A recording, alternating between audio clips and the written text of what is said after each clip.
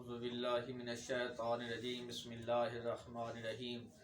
برادران اسلام، آج ہم ضیاء النبی شریف کا 12واں درس دینے جا رہے ہیں۔ اس درس کے اندر ہم آپ کو اہل عرب کے باطلہ عقائد کے بارے میں بتاتے جائیں گے، اور اس کے ساتھ ساتھ ان لوگوں کا مختصر تعارف بھی کرائیں گے جو لوگ اس مشرکانہ دور کے اندر ان لوگوں کے اندر رہتے ہوئے بھی جنہوں نے اللہ رب العزت کی وحدانیت کا اقرار کیا، ان باطل عقائد سے دور رہے۔ تو برادران اسلام، ان باطل عقائد کے ساتھ وابستہ لوگوں میں سے کچھ لوگ وہ تھے جنہیں دہریون کہتے ہیں۔ یہ وہ لوگ ہیں جو کائنات کے خالق کا انکار کرنے والے ہیں۔ وہ کہتے ہیں کہ عالم قدیم ہے، ہمیشہ سے ہے اور ہمیشہ رہے گا، جس میں کوئی جوہری تغیر و تبدل وقوع پذیر نہیں ہوتا۔ عالم بذات خود کائنات کے تمام اجزاء کو آپس میں وابستہ کیے ہوئے ہے۔ انہیں معطلہ بھی کہتے ہیں۔ یہ لوگ بھی کائنات کے خالق کے منکر ہیں اور قیامت کو نہیں مانتے، نبوت کا بھی انکار کرتے ہیں اور کہتے ہیں طبیعت زندہ کرتی ہے اور زمانہ فنا کرتا ہے۔ انہی کے عقیدہ کے بارے میں اللہ تعالیٰ نے قرآن کریم کے اندر ارشاد فرمایا، وَمَا هِيَ إِلَّا حَيَاتُنَا الدُّنْيَا نَمُوتُ وَنَحْيَا وَمَا يُهْلِكُنَا إِلَّا الدَّهْرُ۔ ہماری صرف یہ دنیوی زندگی ہے، اس میں ہم مرتے ہیں اور زندہ رہتے ہیں، اور ہمیں گردش لیل و نہار ہلاک کرتی ہے۔ یہ ان لوگوں کا عقیدہ تھا۔ اہل عرب میں بعض ایسے لوگ تھے جو یہ اعتقاد رکھتے تھے کہ یہ عالم رنگ و بو، یہ آسمان اور زمین، یہ پانی اور ہوا اور ساری کائنات اپنے تنوع کے باوجود از خود پیدا ہو گئی ہے۔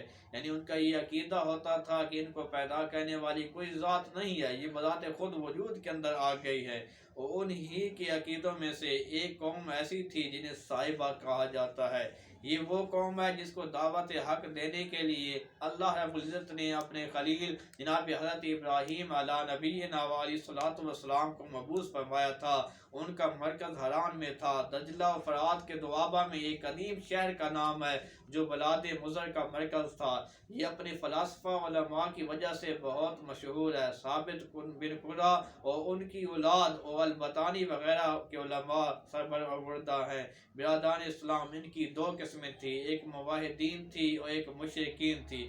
موحدین وہ تھے جو اللہ تعالیٰ کی ایک مانتے تھے، اللہ تعالیٰ کی عبادت کیا کرتے تھے، اور جو مشرکین تھے وہ اللہ تعالیٰ کے علاوہ سیاروں کی، سورج کی، ستاروں کی اور مختلف قسم کے چیزوں کی وہ پوجا کیا کرتے تھے۔ اہل عرب میں بعض لوگ حضرت ابراہیم علیہ السلام کی قوم کے عقائد پر قائم تھے۔ وہ ستاروں کی پوجا کرتے اور ان کی عبادت گاہیں تعمیر کرتے تھے۔ زنادقہ قریش میں سے ایک گروہ زندیقوں کا بھی تھا۔ ابن قتیبہ نے کتاب المعارف میں جہاں عرب کے زمانہ جاہلیت کے ادیان کا ذکر کیا، وہاں یہ بھی لکھا ہے کہ قریش کے زندیقوں نے اس مسئلہ کو ہیرا سے اخذ کیا۔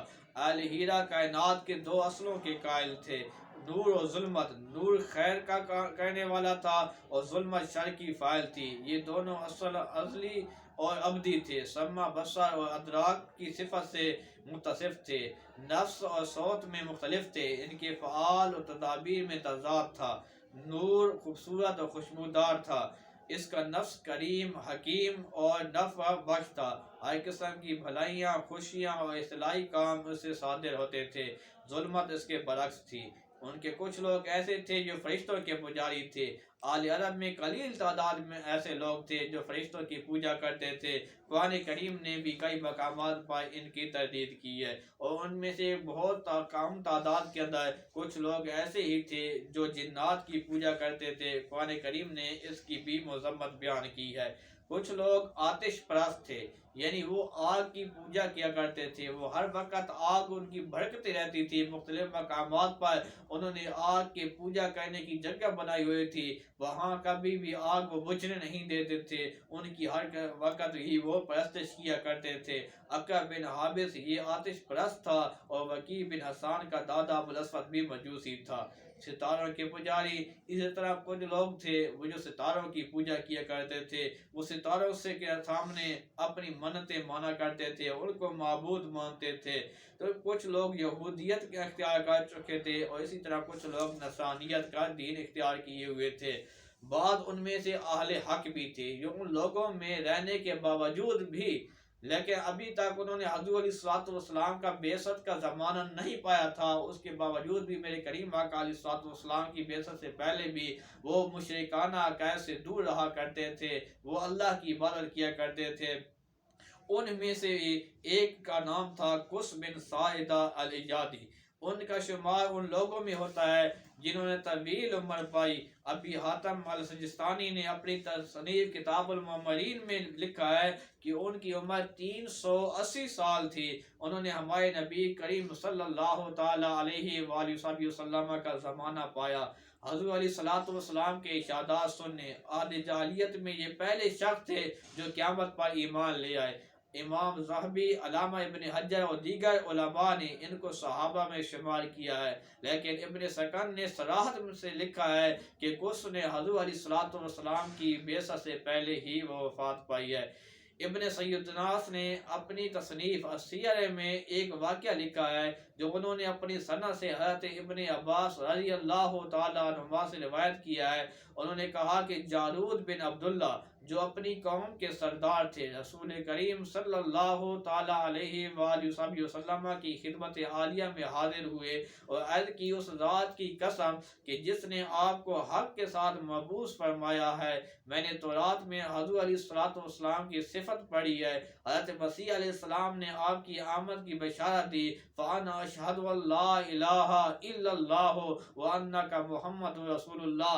تو وہ کہنے لگا کہ بس میں گواہی دیتا ہوں کہ کوئی معبود نہیں سوائے اللہ کے اور آپ محمد رسول اللہ ہیں، یعنی آپ اللہ کے رسول ہیں۔ چنانچہ جالود بھی ایمان لایا، اس قوم کو بھی مشرف اسلام کو سے اللہ تعالیٰ نے اسلام کی سرفرازی سے بلند فرمایا۔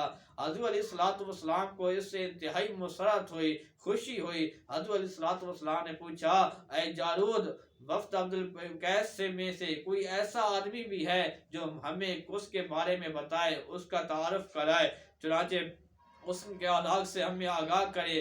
جالود نے کہا، یا رسول اللہ صلی اللہ علیہ وسلم، ہمیں قس کا تعارف جانتے ہیں ہم، میں تو وہ شخص ہوں جو اس کے پیچھے پیچھے چلا کرتا تھا۔ وہ عرب کے ایک شریف قبیلہ کا ایک شریف فرد تھا، اس کی فصاحت مسلمہ تھی۔ اس کی عمر، یہ جالود کہتے ہیں کہ اس کی عمر 700 سال تھی، اور اس نے حضرت عیسیٰ علیہ السلام کے حواریوں میں سے سمعان کی صحبت کا شرف حاصل کیا۔ وہ پہلا شخص ہے جس نے اللہ تعالیٰ کی عبادت میں گویا اس نے اپنی آنکھوں، وہ کہتا ہے کہ گویا میں اس کو اپنی آنکھوں سے دیکھ رہا ہوں۔ وہ کہتا ہے کہ وہ اللہ تعالیٰ کی عبادت کیا کرتا تھا۔ وہ اللہ تعالیٰ کی قسم کھا کر کہہ رہا ہے کہ لا یبلغن الکتاب اجلہ ولا یوفین کل عامل عملہ، یقیناً کتاب اپنی مقرر مدت کو پہنچے گی اور ہر عمل کرنے والا اس کے عمل کی پوری جزا دی جائے گی اسے۔ نبی کریم علیہ الصلوۃ والسلام نے فرمایا، جالود اب تم صبر کرو، اب تم صبر کرو، میں اس کو فراموش نہیں کر سکتا۔ میں نے اس کو سوق عکاظ میں خاکستری رنگ کے اونٹ پر بیٹھے دیکھا، وہ گفتگو کر رہا تھا جو شاید مجھے پوری طرح محفوظ نہیں، لیکن سیدنا صدیق اکبر رضی اللہ تعالیٰ عنہ نے عرض کی، یا رسول اللہ صلی اللہ علیہ وسلم، میں بھی اس وقت عکاظ کے بازار کے اندر موجود تھا، جو گفتگو اس نے کی تھی یا رسول اللہ صلی اللہ علیہ وسلم وہ گفتگو مجھے یاد ہے۔ اپنے وہ خطبہ بارگاہ رسالت مآب صلی اللہ تعالی علیہ وآلہ وسلم میں عرض کیا، جس میں عقیدہ توحید اور روز قیامت کے بارے میں اس نے اپنے خیالات کا اظہار کیا۔ آخر میں سیدنا صدیق اکبر رضی اللہ تعالی عنہ نے اس کے چند اشعار بھی پڑھ کر سنائے، آپ بھی ملاحظہ فرمائے۔ آپ فرماتے ہیں کہ وہ کہہ رہا تھا کہ فی الذاہبین الاولین من القرون لنا بصائر، کہ گزشتہ صدیوں میں جو لوگ ہم سے پہلے چلے گئے ہیں ان کے حالات میں ہمارے لیے عبرتیں ہیں۔ لما رأیت مواردا للموت لیس لها مصادر، میں نے موت کے ورود کی جگہ تو دیکھی ہے، موت سے واپسی کے راستے مجھے نظر نہیں ہے۔ کتنی پیاری بات کہی ہے اس نے۔ انہوں نے کہا کہ موت تو آنے والی ہے، میں نے موت کو وارد ہونے کی تو جگہوں کو دیکھا ہے، لیکن موت سے واپس آنے کا کوئی راستہ مجھے نظر نہیں آتا۔ وَرَأَيْتُ قَوْمِي نَحْوَهَا يَسْأَلُ الْأَكَابِرُ وَالْأَصَاغِرُ، وہ کہتا ہے کہ میں نے اپنی قوم کو دیکھا ہے کہ ان کے بڑے اور چھوٹے سب اس کی طرف تیزی سے بڑھ رہے ہیں۔ یعنی موت ایک ایسی چیز ہے، نہ بڑوں کو دیکھتی ہے نہ چھوٹوں کو کو سب نے ہی موت کا پیالہ پینا ہے، سب نے وہ جام نوش کرنا ہے۔ پھر آگے فرماتا ہے کہ لا یرجع الماضی الا ولا من الباقین غابر، کہ جو گزر گئے ہیں وہ واپس نہیں لوٹتے، اور جو باقی رہ گئے ہیں وہ ہمیشہ یہاں نہیں رہتے، یعنی جو چلے گئے ہیں انہوں نے واپس نہیں آنا، اور جو پیچھے رہ گئے ہیں انہوں نے ہمیشہ یہاں نہیں رہنا، انہوں نے بھی موت کے جام پینا ہے، موت کا پیالہ انہوں نے بھی نوش کرنا ہے۔ پھر آگے فرماتے ہیں اے کنتو انی لا محالتا حیث سائل قوم و سائرو، ان حالات کو دیکھ کر اے کنتو مجھے پختہ یقین ہو گیا ہے، میں نے یقین کر لیا ہے کہ جدھر میری قوم چلی گئی ہے مجھے بھی ادھر ہی لا محالہ جانا ہے۔ تو برادران اسلام،